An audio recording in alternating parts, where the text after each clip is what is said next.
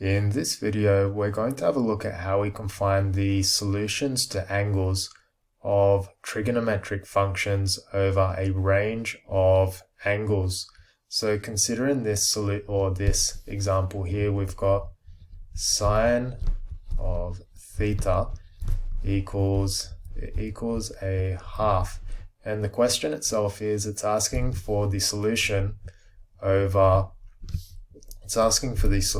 to this equation over a range of values or range of angles starting from 0 radians all the way up to 4 pi radians.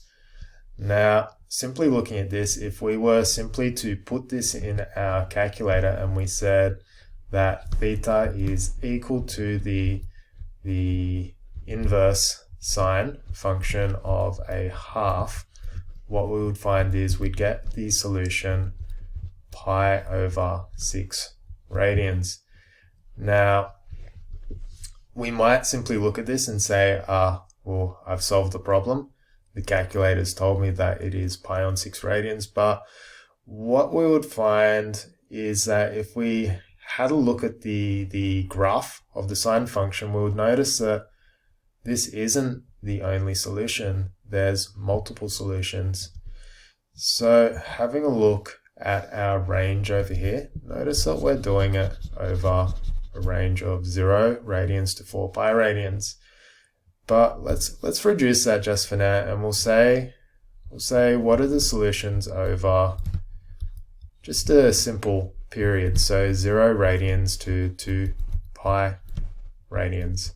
So the question at hand now is, when is the output of sine theta equal to a half?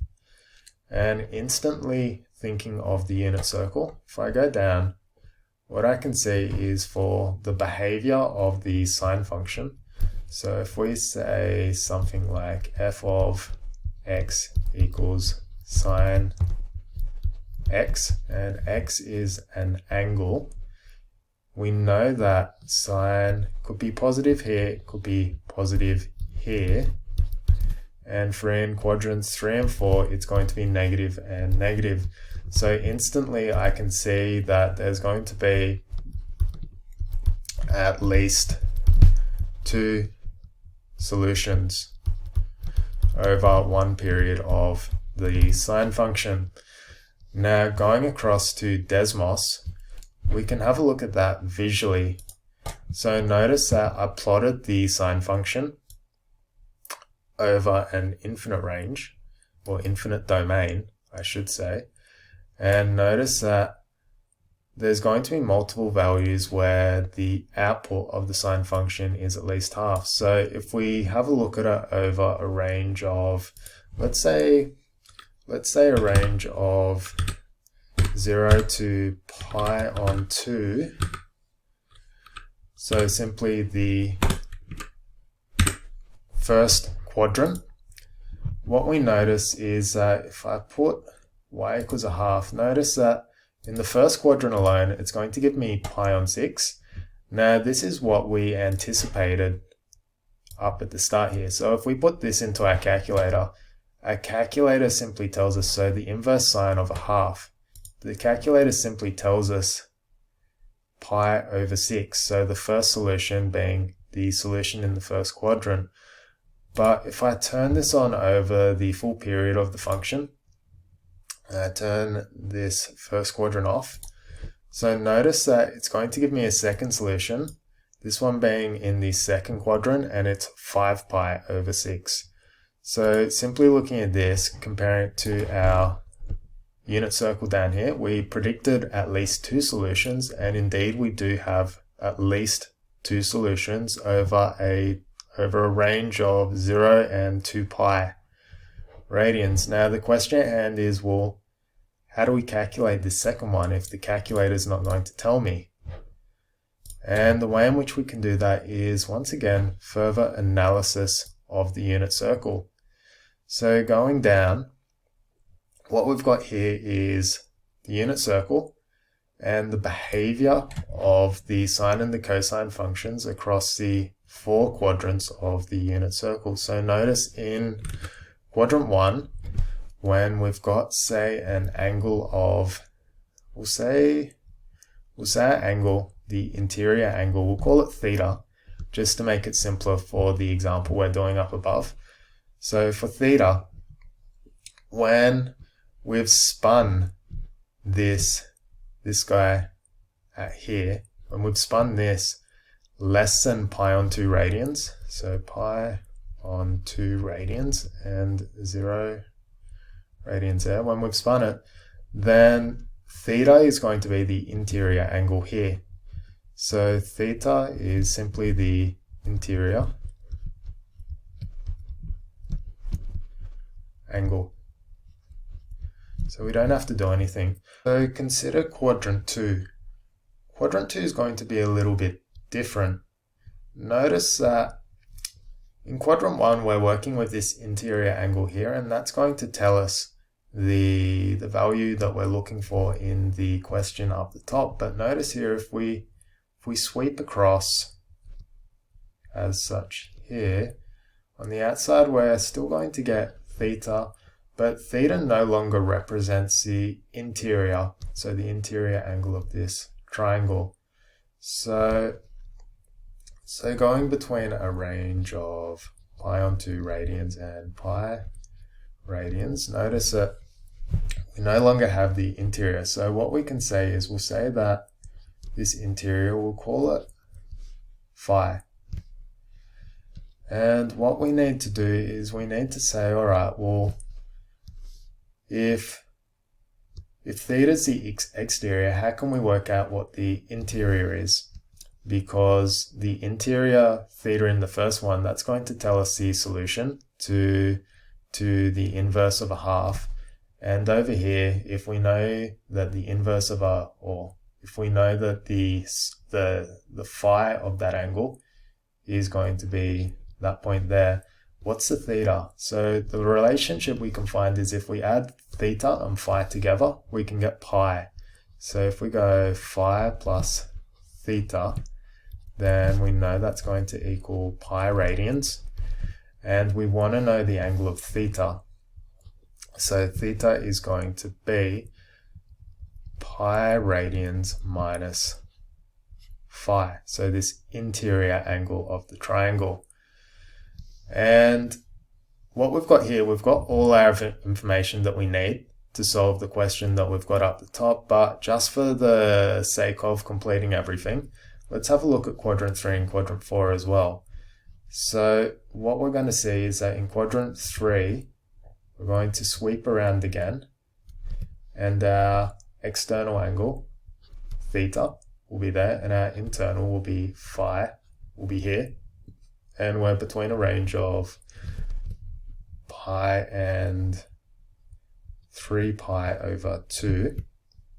So to calculate the angle of theta here, what we can say is theta equals pi radians plus phi, phi being the interior angle, theta being the exterior. And I should have written that up top, so I'll just move that.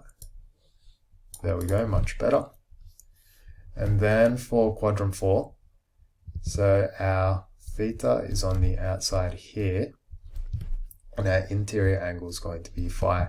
So if we put the value of the inverse value here, the calculator is going to spit out always quadrant 1, and to find this theta we have to use the equation of, so this is 2 pi, this is 3 pi over 2. So what we need to do is say theta is equal to 2 pi minus the phi. So that will give us our theta there.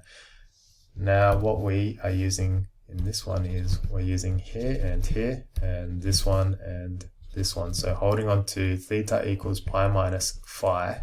Let's go back up to the top.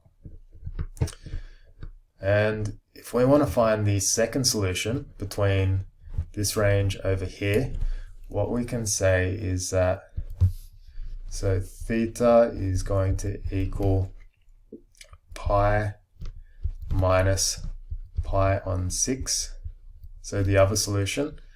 So this would be phi in this case. That would be our phi. And doing 6 pi over 6, so I didn't change any values, I just made them a common denominator, equals pi on 6. Then we find that our second solution is 5 pi on 6. Going back to Desmos to verify, our second solution is 5 pi on 6. Perfect. So I'll put 5 pi on 6 here. Done. So our solutions between or within the first period is pi on 6 and 5 pi on 6 radians. Now we're not done yet, because remember, we still have to find it over this domain here. So 0 radians all the way up to 4 pi radians.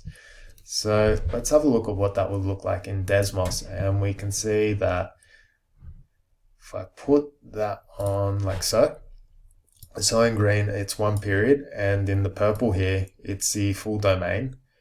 So 0 radians to 4 pi, and notice the amount of times or number of intersections we have. We have 1, 2, 3, and 4. So 4 possible solutions, 13 pi over 6 and 17 pi over 6. Now the really cool thing about this is, because we know that this is cyclical, or it's periodic, what we can do is we can find all of the subsequent solutions simply by adding 2 pi to it. So we've got currently, oops, wrong pen. We've got currently theta equals pi over 6, and we've got it also equals 5 pi over 6. We're going to see that the second solutions, or the third and fourth solution, sorry, it happens simply after or once we're starting the next cycle. So the next cycle of this pattern. So the next cycle of this pattern, it's got a period of 2 pi. So what we can say is the solution is going to be pi over 6 plus 2 pi. And then 5 pi over 6 plus 2 pi. Now evaluating all that, we're going to get pi on 6 again, then 5 pi on 6 again, and then this one up here, it's going to be 13 pi on 6, and this one is going to be 17 pi on 6. Now going back to Desmos just to verify, we can see that we had pi on 6 is 0.5, 5 pi on 6, 0.5, 13 pi on 6, 0.5, and 17 pi on 6, 0.5. So we've got all of our solutions there. So in summary, when we first had a look at this question, so find all the solutions to this equation, if we simply put this into our calculator, it's only going to give us the first solution, which is the first, so this one here, the first interior angle, or the first solution in quadrant 1. Now notice that we've got a domain of 0 and 4 pi, so we had to find all the solutions over this. So to do that, firstly we just found all of the solutions within one cycle, and then when we find all of our solutions in one cycle, which were these two solutions here, you simply just keep adding 2 pi and cover all of the range, or all of this domain up here. So the reason we only did it twice is because if we kept adding 2 pi here, if we went further than 17 pi on 6, it would be outside of our domain. So the next solution was outside, so we don't include that. So this is how we would find all of the solutions to a trigonometric function problem.